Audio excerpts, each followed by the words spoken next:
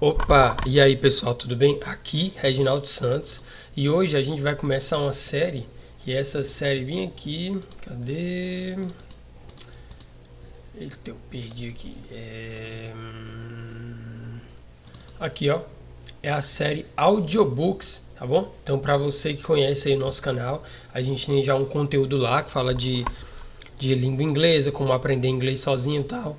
E a gente vai começar aqui, perdão, uma série que é a série Audiobooks, tá bom? E hoje a gente já vai começar, vai continuar no caso, né, a introdução de um trabalho que a gente começou lá no Spotify, que é a leitura do livro Com Toda a Pureza, que é Livres da Pornografia e da Masturbação, que é aqui do Tim Chester. O Tim Chester aqui, ó, ele é um autor estadunidense que trabalha com, é um cristão que trabalha muitos temas. Um deles é essa questão de libertação sexual, que é um tema poderoso e que eu sei que todo mundo precisa, né? Porque a questão da sexualidade, ela envolve todo o ser humano. Todos nós somos seres com aptidão sexual, com órgão sexual, e é muito interessante isso aqui, né? Até aqui é uma alegoria do José, o José fugindo ali da doida da mulher do Potifar, e é muito bom, tá bom? Então vamos lá, a gente vai começar aqui a leitura. Vamos começar aqui a leitura. E se você quiser ver o vídeo, deixa aí, se não, é só você botar em modo de áudio, tá bom? Ou deixar só a tela em áudio. Se quiser botar o áudio mais rápido, pode botar também. O importante é você estar junto aqui comigo, tá bom? A gente já fez o prefácio lá no Spotify e a gente pode começar direto aqui com a introdução, tá bom? Vamos lá. Introdução. Vamos falar de pornografia. Atualmente há uma epidemia de pornografia. Há dois fatores por trás desse crescimento. O primeiro é a postura cada vez mais permissiva em nossa sociedade. O que seria considerado pornográfico uma geração atrás tornou-se parte da cultura. Eu vou até marcando aqui, porque a gente vai ver... a gente vai ir conversando juntos sobre, tá bom? Beleza. Vamos lá.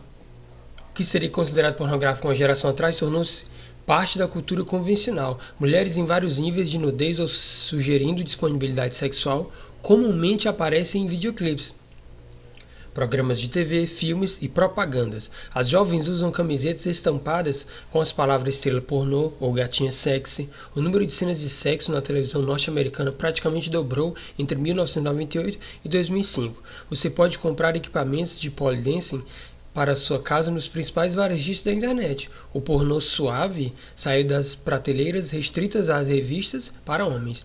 Enquanto isso, o pornô explícito evoluiu e é cada vez mais dominado por temas sadomasoquistas de sexo forçado, ejaculação no rosto de mulheres e sexo não agressivo, todos envolvendo roteiros que misturam sexo com ódio e humilhação.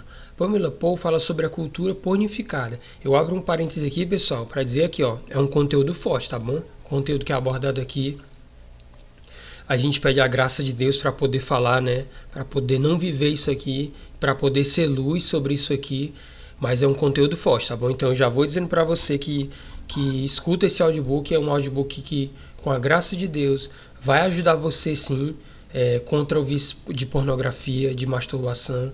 E principalmente para você pegar isso para você, né? E ver o que Deus pensa sobre você nesse aspecto, tá bom? Mas não é um conteúdo mole não, é um conteúdo muito pesado e peça a graça de Deus junto comigo aqui para a gente poder analisar isso aqui, tá bom? Pamela Paul fala sobre a cultura pornificada. Não apenas a pornografia é praticamente onipresente, a cultura por inteiro tornou-se pornificada. Com isso quero dizer que a estética, os valores e os padrões de pornografia se infiltraram na cultura popular dominante. Jorge descreve isso da seguinte forma: imagine que você é alcoólatra e que, em todos os lugares onde vai, oferecem-lhe cerveja como cortesia para vender coisas. Estou livre de pornografia neste momento, mas é uma batalha constante. Sinto que há uma oferta constante dessa droga que eu sei que pode destruir minha vida. Houve um tempo em que o vício sexual estava fortemente correlacionado a abuso ou trauma na infância. Eu abro um parêntese aqui, pessoal, que isso aqui é verdade, viu? Eu li um livro que a gente pode depois fazer um audiobook dele futuramente, Perdão. A fantasia por trás da pornografia, da Shelley Lubin. Infelizmente ela já é falecida, mas é uma mulher fantástica o que ela deixou, o legado que ela deixou. Ela até deixou uma empresa chamada Pink Cross Foundation, que é na Austrália, que eles trabalham especificamente ajudando pessoas com o vício sexual, ex-atrizes e atores pornô, a saírem dessa vida ou a trabalhar um trabalho psicológico, emocional, para que eles possam tomar a vida deles, né? E seguir uma vida sem essa loucura do que eles fizeram lá, sem esses traumas loucos que eles tiveram lá, tá bom? Mas isso aqui é verdade. Ela diz que, a Shelley Lubin diz que realmente, geralmente quem entrava nisso alguns anos atrás era por questão de abuso ou trauma na infância. Hoje não. Hoje a maioria das pessoas, o que a gente lê aqui, elas entram por conta do glamour, né? Mas não é um glamour verdadeiro, é um glamour mentiroso. Mas nossa cultura saturada de sexo e pornografia mostra que não é apenas isso que ocorre. Muitas pessoas, embora provenientes de boas famílias, estão imersas em pornografia. O segundo fator por trás da aceleração da pornografia vem na forma de novas tecnologias que entregam pornografia em casa. Alguns anos atrás, séculos atrás, uma minoria abastada comprava livros e gravuras obscenas. Depois, as revistas transformaram o pornô em uma indústria e em um mercado de massa. Vídeos e DVDs levaram essa situação a outro patamar. Porém, mais do que qualquer coisa, a internet, com certeza, acelerou essa disseminação. A internet não apenas trouxe um suprimento virtualmente ilimitado de pornografia diretamente para dentro de casa, como também eliminou a questão da vergonha. Anteriormente você tinha de comprar revistas pornô de uma pessoa real no balcão e arriscar-se a ser visto por alguém conhecido. Agora a pornografia pode ser consumida em segredo. Repetidas vezes as pessoas falam de que a internet acelerou seu envolvimento com pornografia. As declarações a seguir são emblemáticas. Foi na universidade que as coisas pioraram. Eu tinha meu próprio quarto com a conexão rápida à internet, então não havia nada que me impedisse. Aos 17 anos, tornei-me cristão e o vício começou a enfraquecer. Por alguns anos ele praticamente não tinha efeito sobre mim. No entanto, com o acesso à internet, voltou a se tornar um problema. Desde então eu acessava pornografia quase diariamente. Quando a internet chegou à faculdade de teologia que eu cursava, fiquei como uma criança em uma loja de doces sem os pais por perto. O psicólogo Alvin Cooper fala sobre o motor AAA que impulsiona o cybersexo e o torna tão atraente. Olha que palavra doida, né? Cybersexo, que realmente é isso, né? Mas eu abro aqui um parêntese pra gente, pra dizer que é um filme. É um filme, não é uma coisa de verdade, é um filme. É o alcance, o anonimato e a acessibilidade. Cara, poderoso demais, cara. Infelizmente está ao nosso alcance, é anônimo, você pode usar uma janela anônima, você pode não se identificar e o acesso está aí. Entra todo mundo que quiser entrar, tá bom? Infelizmente. 1 em 3, com certeza. Não é só a cultura que está se tornando pornificada, a igreja também. Uma pesquisa recente apontou que 50% dos homens cristãos e 20% das mulheres cristãs são viciadas em pornografia. Cara, que Deus nos ajude, viu? Mas é verdade. O vício é um vício presente em todos os contextos, do mais rico ao mais pobre, do feio ao bonito, do gordo ao magro, do conhecido ao anônimo. Eles enfrentam essa guerra. Isso significa que em uma igreja com 100 adultos, 25 homens e 10 mulheres têm problema com pornografia. Ou seja, 1 em cada 3. Sempre suspeito de pesquisa sobre sexo porque as pessoas com frequência mentem a esse respeito. Seja por exagerar sua atividade sexual, seja por ocultar seus segredos nessa área. Essa pesquisa foi realizada online com 1.000 pessoas, o que traz a possibilidade de esses números serem maiores. Cadê? Eu me perdi aqui. Serem maiores do que a realidade, já que, obviamente, os usuários de internet têm maior probabilidade de ver pornografia. Por outro lado, é provável que os cristãos subestimem seu problema. Eles podem vê-lo como algo passado ou temporário. O fator vergonha sugere que os números podem ser subestimados. Então, talvez no geral, levando em conta todos esses fatores, o resultado da pesquisa podem estar próximos da realidade. A revista Christianity Today relatou que um líder evangélico cético em relação aos resultados da pesquisa fez um levantamento entre os homens de sua congregação. geração. Então, descobriu que 60% tinham visto pornografia no último ano e 25% nos últimos 30 dias. Pense em sua própria igreja ou em um grupo familiar. É possível que uma em cada 3 pessoas esteja sofrendo com pornografia. E, se você considera isso improvável, a chance é de que a maioria dessas pessoas esteja lutando sozinha, sentindo-se incapaz de falar a esse respeito. Outra pesquisa relatou que 33% dos líderes de igreja e 36% de seus membros visitaram um site de sexo explícito no último ano. Uma pesquisa na internet conduzida por Rick Warren. Cara, o Rick Warren é top, viu? Na Saddleback, nos Estados Unidos, revelou que 30% de 6 mil pastores haviam visto pornografia na internet nos últimos 30 dias. São pastores, viu? Não é menino não, tá bom? Não são novos convertidos, são líderes, são pessoas de Deus grandes. Novamente, as mesmas proporções, 1 em cada 3. Entre os jovens cristãos, a proporção ainda maior. Um estudante que trabalhava com rapazes cristãos em uma universidade britânica me enviou um e-mail que dizia: encontrei apenas uma pessoa que não luta contra a pornografia e o vício em masturbação. Também passo algum tempo mentoreando jovens solteiros em uma conhecida agência missionária, e eu diria que a taxa de dependência de pornografia é de 60% a 70%. Outro ministro me informou que todos os homens com menos de 40 anos em sua congregação tiveram problemas com pornografia. Um estudante de um grande e conceituado instituto bíblico relata que um conselheiro com quem ele conversou sobre sua luta contra a pornografia lhe disse que estava vendo um grande número de homens casados e solteiros na faculdade com o mesmo problema. Vamos lá, vamos falar de pornografia. Precisamos começar a conversar sobre pornografia na igreja. Aqui já é um tema mais pra dentro, mas eu concordo, cara. Porque é uma coisa que está presente. É algo que está presente e merece essa observação, merece esse nível de respeito para que seja curado, seja restaurado, seja combatido isso. Conta-se que Martinho Lutero disse: se você prega o evangelho em todos os aspectos, à exceção dos assuntos que tratam especificamente do seu tempo, não está pregando. Al Mohler descreve o que chama de a praga generalizada da pornografia como um dos maiores desafios morais enfrentados pela igreja cristã e na era pós-moderna. E não é só a igreja, não. A gente vê hoje em dia aqui falando dia 28, acho que hoje é dia 28, deixa eu dar uma olhada aqui. Dia 28, isso, falando hoje, dia 28/4 de 2024, a gente vê que as músicas hoje em dia, principalmente fomentadas pelo funk, elas criam essa cultura, elas fomentam, elas vomitam na gente e muita gente enfia a goela abaixo, deixa entrar a goela abaixo. Em nossas igrejas precisamos discutir a questão da pornografia. Não presume que as pessoas estejam livres de pornografia.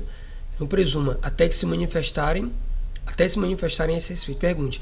Pergunte a todos que você discipula ou pastoreia se a pornografia é um problema para elas. Sugiro que precisamos ensinar sobre sexo em nossas igrejas pelo menos uma vez ao ano e aplicar outros sermões a questões sexuais. Cara, eu acredito que os pais eles têm que ensinar isso em casa para os filhos. Mas como a maioria dos pais, das famílias, já está toda fragmentada e desestruturada, os casais, o divórcio aumentando cada vez mais, infelizmente.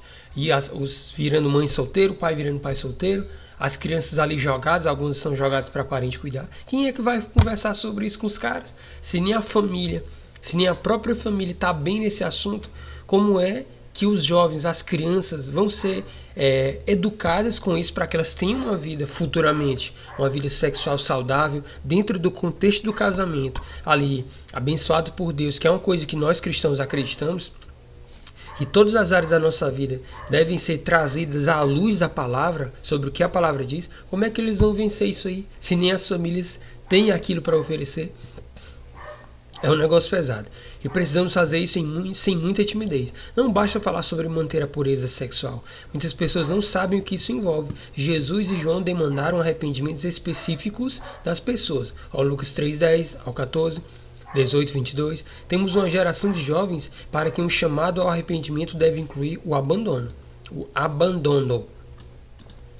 Deixa eu só... Isso. Para mim... Botar aqui o desenho, né? Ó.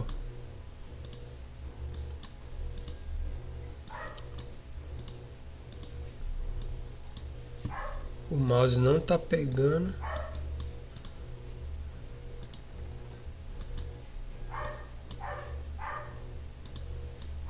Vamos lá, o abandono. Isso significa proclamar a vida sem pornografia como boa nova. Pornografia está educando sexualmente uma geração de jovens. Eu abro um parêntese para dizer que é educando da forma errada. Vai dar merda. Estabelecendo suas expectativas para sexo e casamento. Isso representa um desafio enorme para a nossa sociedade, mas também creio que é uma oportunidade para a igreja. Por anos a fio, nossa cultura considerou a visão sexual bíblica puritana e antiquada, mas talvez chegue um momento em que uma forte mensagem positiva sobre a alegria do sexo, como uma expressão da fidelidade pactual, pode ser o que as pessoas anseiam ouvir. Este livro é uma tentativa de iniciar essa conversa. O objetivo é dar esperança tanto aos que lutam contra a pornografia como aos que ajudam outras pessoas nessa luta, e que, na minha opinião, ao mesmo tempo lutam também. Dirijo-me de forma geral às pessoas que passam por dificuldades, para evitar tornar-me repetitivo, mas aqueles que ajudam outras pessoas devem ser capazes de adaptar rapidamente o que digo para quem estão ajudando. O que é pornografia? E como pornografia se torna arte? Não é fácil definir essas questões quando elaboramos políticas públicas, mas essa não é a preocupação deste livro. Estou interessado em pessoas que consomem pornografia, mas que queiram libertar-se dela. Isso, vamos lá. Pornografia para nossos propósitos é qualquer coisa que recorremos com fins de excitação, satisfação ou fuga sexual. E o que seria? Vamos dar vamos pegar aqui o conceito dele. Seria qualquer coisa que recorremos com fins de excitação. Eu quero me excitar, eu quero me satisfazer e eu quero fugir sexualmente. Quer tenha sido criada para esse fim ou não. Na maioria das vezes, trata-se de material sexualmente explícito em revistas ou filmes e na internet.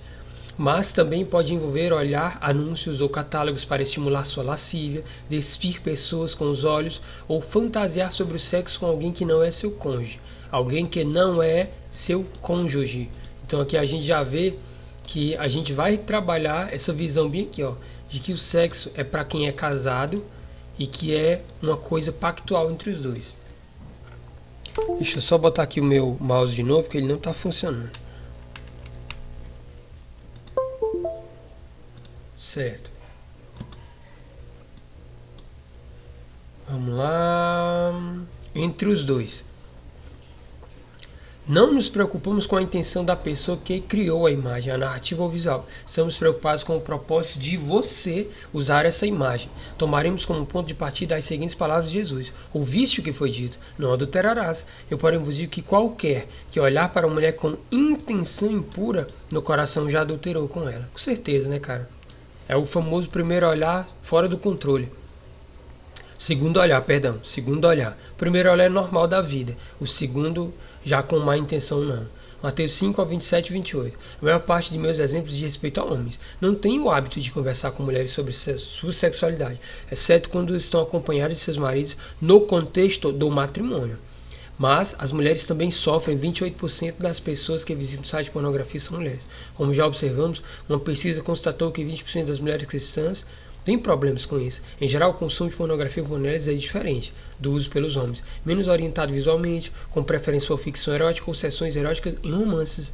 As mulheres também são 2 vezes mais propensas que os homens a preferir salas de bate-papo. Suzana escreve. Eu até... Pessoal, perdão aqui, o meu nariz, viu? Sinusite. Aqui ele diz que as mulheres não são tão orientadas visualmente. Com certeza, é uma guerra do homem a questão visual. A mulher já é a questão do ouvido, né? Por isso que ela gosta mais da sala de bate-papo, porque ela quer ouvir coisas que geralmente ali, vamos lá, Deus defende, ela não escuta do marido, né? O marido é bruto, é filho da mãe, e não dá essa atenção, esse carinho para a mulher. Outra pessoa consegue dar isso e ela vai e consome aquilo.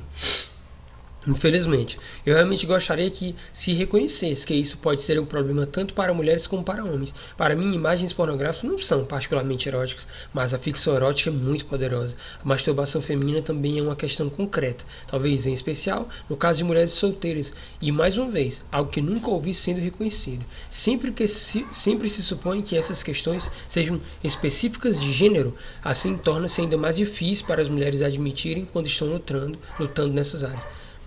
No caso das mulheres, pode ser especialmente difícil falar sobre um problema que, com frequência, é visto como fraqueza masculina. Jacqueline diz: nunca contei a outro cristão. Acho que nos dizem tanto que isso não é um problema para as mulheres que fica ainda mais difícil admitir que, de fato, é um problema para mim. Na igreja, muitas vezes, colocamos as mulheres em uma de duas categorias. Por um lado, temos uma visão casta de beleza, recato e piedade, simbolizada pela Virgem Maria. Por outro lado, está a sedutora, que desvia os homens, simbolizada pela meretriz. Não há muita coisa entre ambas, mas entre ambas é onde realmente vivem as mulheres de verdade.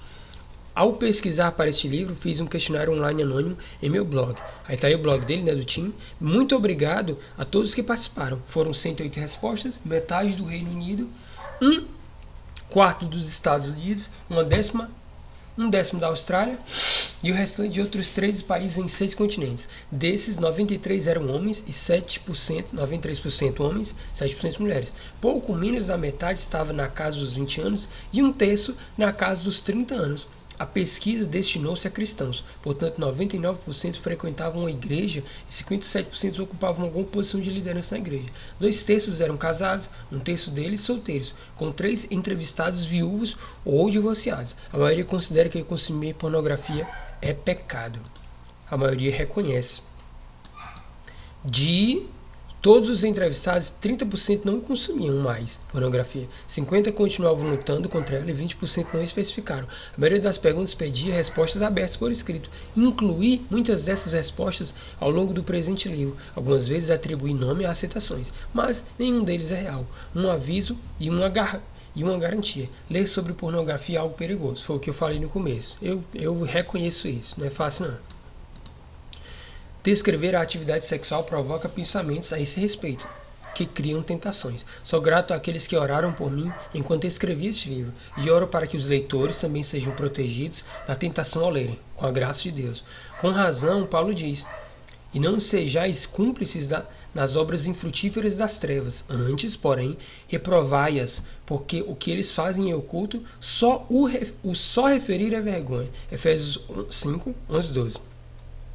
Serei franco nesse livro. Não faz sentido escrever um livro sobre pornografia tão tímido que seu desafio central se perca, mas evitarei de escrever desnecessariamente o que eles fazem em oculto, mesmo quando estiver reprovando as obras infrutíferas das trevas. Sugiro que sempre que você parar de ler, passe alguns momentos em oração e louvor. Certifique-se de estar pensando em Cristo e não em pornografia quando terminar a leitura. Cara, que Deus nos ajude, que Deus me ajude, eu que estou aqui fazendo o audiobook, que Deus ajude você que estiver lendo aí, tá bom? E vamos lá, com a graça de Deus, porque o nosso propósito aqui é Jesus, é ser liberto, é ser alguém melhor, é não ser escravo, é ser livre de verdade. Quero que você leia esse livro sem medo. Se você mesmo luta contra a pornografia, seu coração será exposto. E eu abro um parênteses, pessoal, para dizer que eu já fui, sim, escravo disso aqui. E eu não quero, cara, não quero mais voltar para aquilo. Por isso que eu me sinto à vontade de ler sobre esses assuntos, porque é até uma forma de de bater de frente contra a minha maldade, contra a minha natureza humana que quer isso, mas eu não quero. Então por isso que eu vou lutar, vou caçar a fundo coisas para que eu saia cada vez mais, me distancie, quer dizer, cada vez mais disso. Se você mesmo luta, o seu coração será exposto. E o que você verá será feio, com certeza. Muito feio, insuportavelmente feio, mas feio diante da graça de Deus. Este livro provavelmente o condenará, mas não deve deixá-lo condenado, pois já nenhuma condenação há para os que estão em Cristo Jesus. Romanos 8:1, glória a Deus. O capítulo central é sobre a graça de Deus para os usuários de pornografia. Independentemente do que descobrirmos sobre o nosso pecado, descobriremos que a graça de Deus é suficiente. Na cruz, vemos a horrível extensão de nosso pecado. Quando tivemos a chance, matamos nosso Criador. Martinho Lutero diz, cara, que doideira, né, cara? Quando tivemos a chance, nós matamos o nosso Criador. Meu Deus. Você deve estar impressionado com a terrível ira de Deus, que odiava tanto o pecador que não poupou seu único filho. Leve isso a sério. Não duvide que foi você quem matou o Cristo. Com certeza, cara. Não foram os judeus, não foram os romanos, foi o Reginaldo da Silva Santos, foi você. Seus pecados certamente o mataram. E, quando você vê os pregos em suas mãos, tenha certeza de que é você quem os está cravando. E, quando os espinhos perfuraram sua testa, saiba que são os seus maus pensamentos. No entanto, ao mesmo tempo, vemos na cruz o incrível amor de Deus pelos pecadores. O incrível amor de Deus.